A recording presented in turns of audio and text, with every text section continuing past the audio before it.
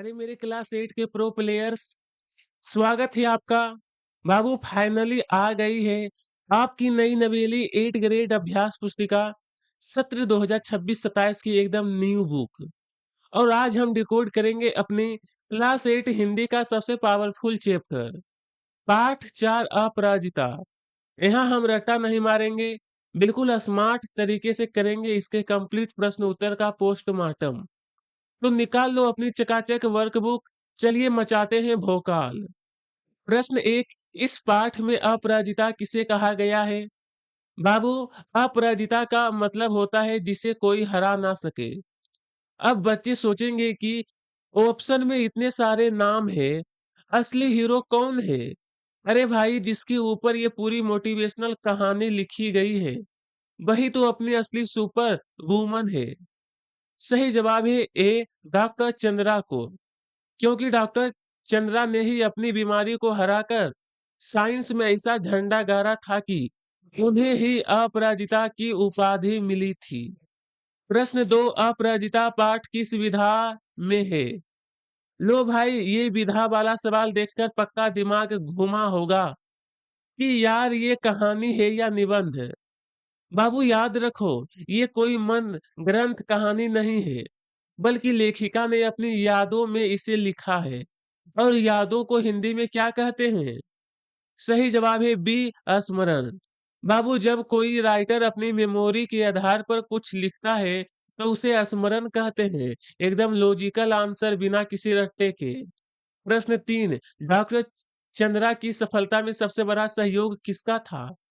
अब बाबू, इस सवाल को अपने लाइफ से जोड़कर देखो। जब आप मुसीबत में होते हो या आपको सबसे ज्यादा सपोर्ट की जरूरत होती है तो सबसे आगे कौन खड़ा होता है? बिल्कुल सही, हमारी मम्मी। बस डॉक्टर चंद्रा के साथ भी एकदम ऐसा ही था। सही जवाब है बी, उनकी जननी का। जननी का मतलब होता है माता। उनकी मम्मी श्रीमती सुब्रमण्यम ने ही हर कदम पर उनका साथ दिया था, इसलिए सबसे बड़ा सहयोग उन्हीं का था। प्रश्न चार, डॉक्टर चंद्रा की इच्छा क्या बनने की थी? बाबू, इस सवाल में पक्का आप लोग धोखा खा सकते हो।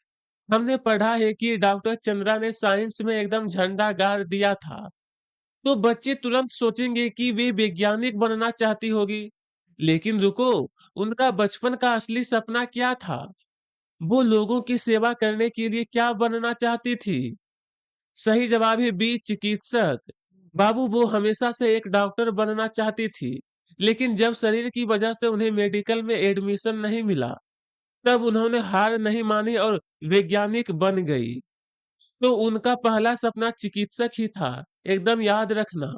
प्रश्न पांच, वह कमजोर है, साहसी है, खाली जगह पर कौन सा उचित शब्द रखने पर संयुक्त वाक्य बनेगा? अब बाबू आ गई अपनी ग्रामर। वाक्य है वह कमजोर है, साहसी है। अब जरा अपना डेली लाइफ वाला दिमाग लगाओ। जब हम दो एकदम उल्टी बातें जैसे कमजोर और साहसी एक साथ बोलते हैं तो बीच में क्या लगाते हैं? सही जवाब है सी, परंतु। लगाने से ही दो अलग अलग बातें आपस में फेविकोल की तरह चिपक कर एक संयुक्त वाक्य बन गई।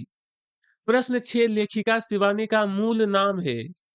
बाबू, जैसे मोहल्ले में आपका नाम चिंटू होता है लेकिन स्कूल के रजिस्टर में प्रियांशु लिखा होता है ना, बस वैसा ही लेखिका जी के साथ था। शिवानी उनका निक नेम था, असली नाम कुछ और था। उठाओ ब्रैकेट से और छाप लो। सही जवाब है गोरापंत।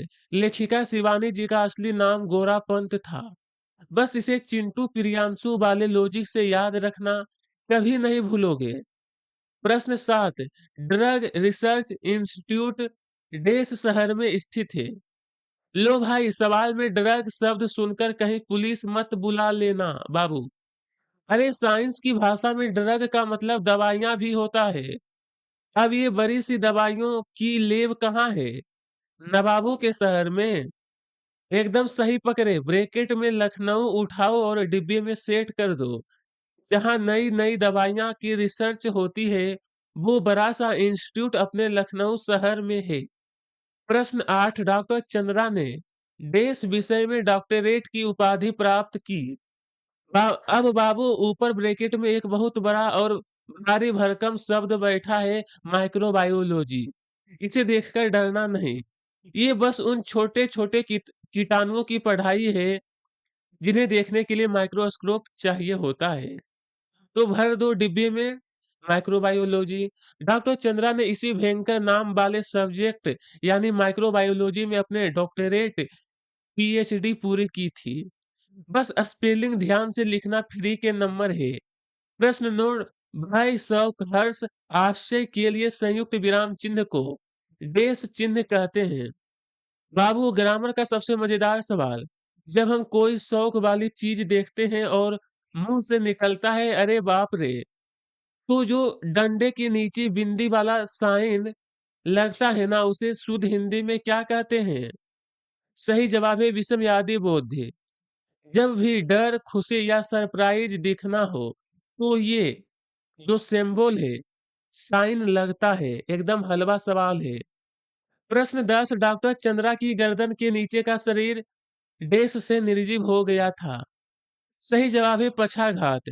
बचपन में पोलियो की वजह से उनका शरीर गर्दन के नीचे काम नहीं करता था। ब्रैकेट वाली गलती सुधार लेना और सही स्पेलिंग छाप लो। प्रश्न 11। पाठ की लेखिका ने अपनी पंक्तियों से किसे प्रेरणा लेने को कहा है? बाबू, लेखिका ने ये कहानी सिर्फ टाइम पास के लिए नहीं लिखी थी। उन्होंने एक ऐसे भैया के लिए लिखी थी जो लखनऊ में। चलिए लिखते हैं इसका आंसर। उत्तर। पाठ की लेखिका ने अपनी पंक्तियों से आईएएस की तैयारी करने वाले लखनऊ के एक युवक को प्रेरणा लेने को कहा है। बस लखनऊ का आईएएस की तैयारी करने वाले युवक दिमाग में फिट कर लो। लेखिका चाहती थी कि डॉक्टर चंद्रा को देखकर उस भैया को भी मोटिवेशनल मिल जाए। बस एक लाइन और पूरे नंबर पक्के। प्रश्न 12। डॉक्टर चंद्रा के व्यक्तित्व को एक शब्द या एक वाक्य में व्यक्त कीजिए। लो भाई, सवाल कह रहा है कि इतनी बड़ी कहानी वाली डॉक्टर चंद्रा को बस एक शब्द या एक लाइन में डिफाइन करो। अब बच्चे सोचेंगे अरे बाप रे, पूरी कहानी को एक लाइन में कैसे करूं? बाबू, चैप्टर का जो नाम है वही उनका सबसे बड़ा कैरेक्टर सर्टिफिकेट है। चलिए लिखते हैं एकदम पॉजिटिव और पावरफुल आंसर। उत्तर। डॉक्टर चंद्रा अदम्य साहसी वाली एक अपराजिता महिला थी। अपराजिता मतलब जिसे कभी हराया ना जा सके। बस ये एक पावरफुल वर्ड लिख दो, एग्जामिनर समझ जाएगा कि बच्चे ने पूरे चैप्टर एकदम गहराई से पढ़ा है। हो गया ना अपना भोकाल सेट। प्रश्न 13। रचना के आधार पर वाक्य के प्रकार लिखिए। अब आ गई अपनी ग्रामर। रचना के आधार पर वाक्य के प्रकार। बाबू, ग्रामर का नाम सुनते ही दिमाग में खिचड़ी पकने लगती है ना? पर घबराना नहीं। वाक्य सिर्फ 3 टाइप के होते हैं, एकदम सिंपल, जुड़े हुए और मिक्स।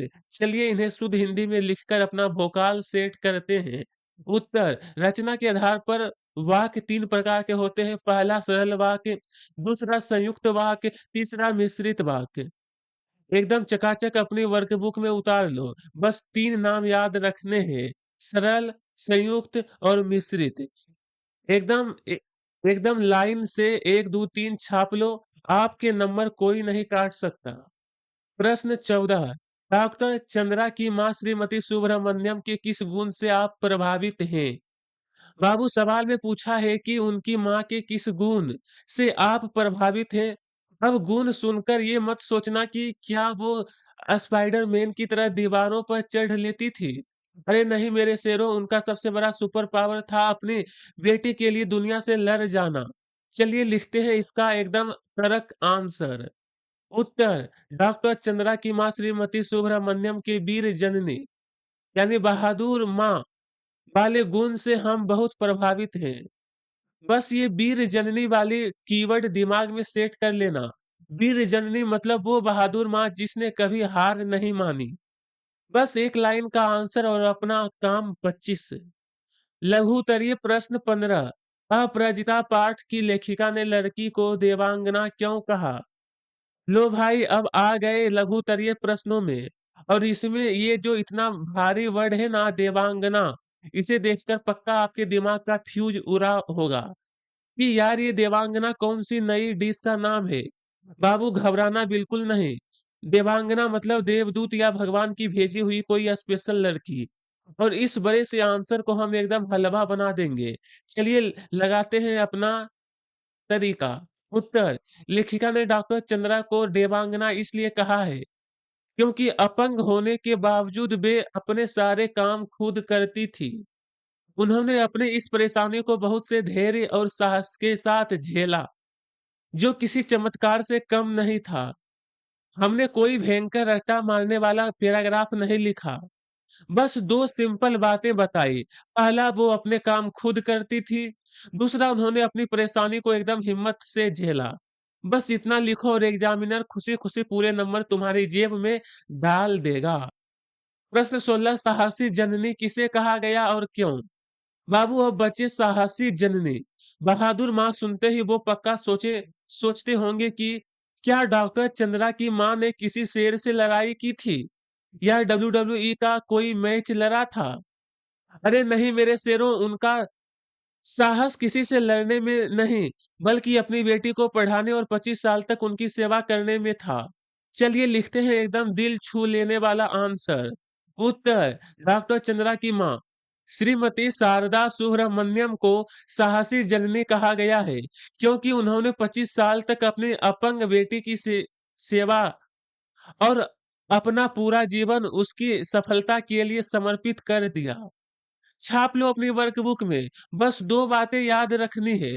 पहला, नाम क्या था और दूसरा, उन्होंने 25 साल तक अपनी बेटी का साया बनकर उनका साथ दिया। बाबू ये किसी सुपर हीरो से कम थोड़ी है। बस इतना लिखो और पूरे नंबर अपनी जेब में। प्रश्न 17, इस पाठ का शीर्षक अपराजिता क्यों रखा गया है? लो भाई, अब बच्चे सोचेंगे अरे यार, राइटर का जो मन किया उसने चैप्टर का नाम रख दिया। अब हम इतना बड़ा आंसर क्यों रटे? अरे बाबू घबराना नहीं है। जैसे बाहुबली मूवी का नाम बाहुबली इसलिए है क्योंकि हीरो बहुत ताकतवर है। वैसे ही इस चैप्टर का नाम अपराजिता इसलिए है क्योंकि हमारी डॉक्टर चंद्रा ने अपनी बीमारी को ऐसी धोबी पछाड़ मारी कि वो कभी हारी ही नहीं। चलिए लिखते हैं। उत्तर, अपराजिता का अर्थ है जो कभी हार ना माने। डॉक्टर चंद्रा ने अपंग होने के बावजूद अपनी हिम्मत और लगन से हर मुश्किल को हराया और एक सफल वैज्ञानिक बनी। वे जिंदगी की मुश्किलों को कभी पराजित नहीं हुई।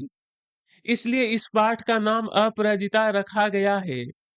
हमने कोई भारी भरकम और बोरिंग लाइनें नहीं लिखी, बस सिंपल सा लॉजिक लगाया कि अपराजिता मतलब जो कभी ना हारे। डॉक्टर चंद्रा अपनी बीमारी से कभी नहीं हारी, इसलिए चैप्टर का नाम ये रखा गया। एकदम हलवा आंसर है बाबू, एग्जामिनर भी देखकर खुश हो जाएगा। प्रश्न 18, डॉक्टर चंद्रा के ऊपरी धर में गति कैसे आई? बाबू सवाल देखकर बच्चे पक्का सोचेंगे, क्या डॉक्टर चंद्रा ने कोई जादुई काढ़ा पी लिया था या उन्हें कोई सुपर पावर मिल गई थी जिससे उनके हाथ अचानक चलने लगे। अरे नहीं बाबू, रियल लाइफ में कोई जादू नहीं होता, बल्कि मेहनत और हिम्मत काम आती है। चलिए लिखते हैं इसका एकदम रियल और मोटिवेशनल आंसर। उत्तर, डॉक्टर चंद्रा का पूरे 1 वर्ष तक बहुत कठिन इलाज चला। इसी इलाज और मेहनत के कारण एक दिन अचानक उनकी ऊपरी शरीर में गति आ गई और उनके हाथ और अंगुलियां काम करने लगी। छाप लो अपनी वर्कबुक में। बस एक बात याद रखनी है कि उनका पूरे 1 साल तक भयंकर इलाज चला था। उसी इलाज का असर था कि उनके हाथ पैर में जान यानी गति वापस आ गई। कोई जादू टोना नहीं, बस हिम्मत। हो गया ना एकदम आसान। फिर उतरिए प्रश्न 19, 25 वर्ष तक इस सह्यूनु महिला ने पुत्री के साथ-साथ कैसी कठिन साधना की? इस वाक्य में लेखिका ने किसके जीवन को कठिन साधना कहा और क्यों? इतना बड़ा सवाल देखकर पक्का दिमाग ने कहा होगा, भैया इतना बड़ा पैराग्राफ रटने से अच्छा है मैं एग्जाम में ये सवाल ही छोड़ दूं। अरे मेरे शेरों, छोड़ना क्यों है? जब आपका सौरभ भैया यहाँ है, तो हम इस बोरिंग से पैराग्राफ को 3 चकाचक बुलेट पॉइंट्स में तोड़ देंगे, एकदम 2 मिनट वाली मैगी की तरह। चलिए लगाते हैं अपना उत्तर। लेखिका ने डॉक्टर चंद्रा की माँ श्रीमती शारदा सुब्रमण्यम के जीवन को कठिन साधना कहा है, क्योंकि उन्होंने पूरे 25 सालों तक अपनी अपंग बेटी की सेवा में अपना आधा जीवन लगा दिया। वे अपनी बेटी को खुद कार चलाकर ले जाती थी और उन्हें भोजन कराने से लेकर उनके सारे काम खुद करती थी। हमने कोई लंबा-चौड़ा बोरिंग पैराग्राफ नहीं लिखा, बस 3 छोटे-छोटे पॉइंट्स में पूरा आंसर सेट कर दिया। पहला माँ का नाम, दूसरा 25 साल की सेवा, तीसरा कार चलाना और खाना खिलाना। बस एग्ज़ामिनर ये 3 पॉइंट्स देखेगा और खुशी-खुशी पूरे नंबर दे देगा। प्रश्न 20, ईश्वर सभी द्वार एक साथ बंद नहीं करता। यदि एक द्वार बंद करता भी है, तो दूसरा द्वार खोल भी देता है। इस कथन को किसी उदाहरण द्वारा स्पष्ट कीजिए। लो भाई, अब ये ईश्वर का द्वार वाला इतना भारी डायलॉग सुनकर बच्चे सोचेंगे, भैया हम तो स्कूल के दरवाजे से परेशान हैं। ये कौन-सा नया दरवाजा आ गया? अरे बाबू इसका सिंपल सा मतलब है कि जब लाइफ में एक रास्ता बंद होता है, तो भगवान कोई दूसरा बढ़िया रास्ता खोल देता है। जैसे जब अपना फेवरेट गेम बैन हो जाता है, तो कोई दूसरा और भी खतरनाक गेम लॉन्च हो जाता है ना? बस डॉक्टर चंद्रा की लाइफ में भी एकदम ऐसा ही हुआ था। चलिए इस बड़े से पैराग्राफ को भी 3 चकाचक पॉइंट्स में सेट करते हैं। उत्तर, डॉक्टर चंद्रा का सपना एक डॉक्टर बनने का था, लेकिन पोलियो के कारण मेडिकल का द्वार यानी रास्ता उनके लिए हमेशा के लिए बंद हो गया। लेकिन उन्होंने हार नहीं मानी। उनकी माँ ने उनका साथ दिया और उन्होंने विज्ञान में डॉक्टरेट की उपाधि हासिल की। इस प्रकार ईश्वर ने उनके लिए डॉक्टर बनने का एक द्वार बंद किया, लेकिन विज्ञान में महान सफलता का एक बहुत बड़ा द्वार खोल दिया। देख लिया अपना स्मार्ट हैक। हमने कोई लंबा रट्टा नहीं मारा, बस इतना बताया कि बेचारी का डॉक्टर बनने का रास्ता बंद हुआ, तो उन्होंने साइंटिस्ट बनने का दरवाजा तोड़ दिया। बस ये 3 पॉइंट्स लिखो, एग्ज़ामिनर खुशी से उछलकर पूरे नंबर देगा। लो बाबू इसी के साथ हमने पाठ 4 अपराजिता के सारे लंबे और डरावने सवालों का एकदम हंसी मजाक में धुआं-धुआं कर दिया। अब दीर्घ उत्तरीय वाले भयंकर पैराग्राफ का सारा डर एकदम कॉन्फिडेंस में बदल चुका है। अगर सौरभ भैया का ये साइकोलॉजी वाला तरीका आपको पसंद आया और पढ़ाई एकदम हलवा लगी, तो वीडियो पर जल्दी से लाइक ठोको, अपनी पूरी क्लास वाली दोस्तों के साथ इसे शेयर करो और चैनल को सब्सक्राइब करना बिल्कुल मत भूलना। मिलते हैं अगले अखाड़े में। जय हिंद।